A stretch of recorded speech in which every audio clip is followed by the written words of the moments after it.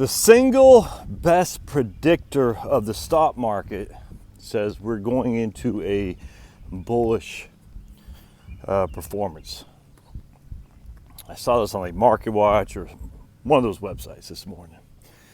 And so I said, what is the single best predictor of the stock market? Interesting. Always good headline like that is a good way to click. Some would call that clickbait. It's copywriting, actually. You want people to read your stuff. Well, you got to entice them.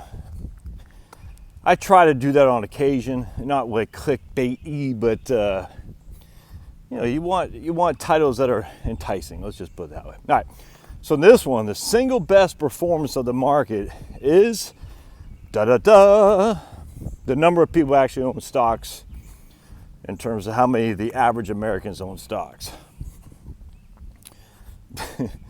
Now, I think it was the number was 48%. And when they say stocks, they're talking equities, mutual funds, ETFs, and whatnot.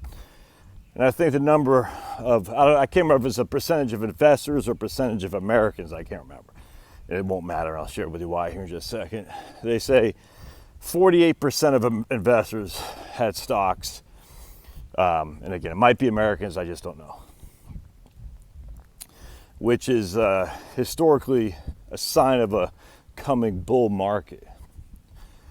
When more investors have, or Americans have stocks than don't, that's a sign of an impending bear market. Now, here's the problem with this. This goes back to the Brinson study from 1987 or 86, around that. There's a study done by some guys who looked at pension returns. The Brinson, and there's another guy, Eaton or something like that, I forgot his name. Brinson, anyway. There's like three guys authored by Brinson because his name came first. And that study has been so heavily cited by silly people in the industry. It just, it drives you crazy. So what the Brinson study said was that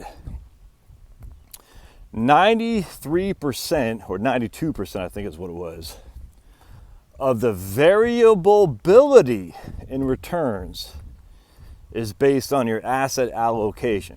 How much you have in stocks versus how much you have in bonds versus how much you have in cash. All right.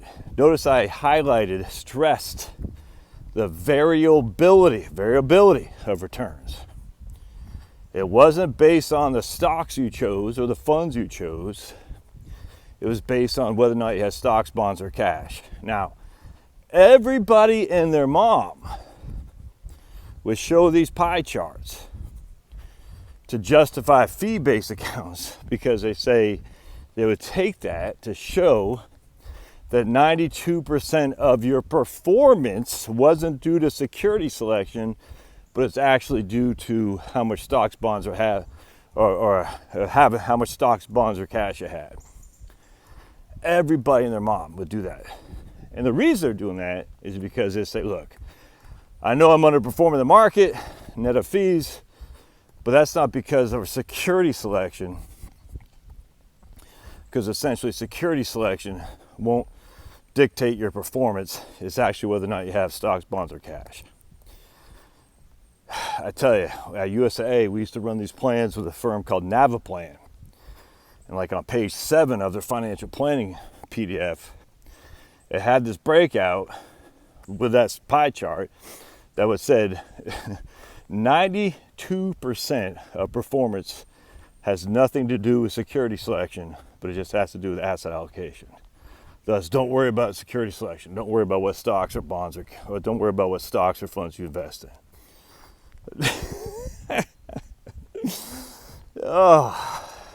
Tons and tons and tons of people ran with this to say, hey, look, man, it's not about what we choose for investments, man.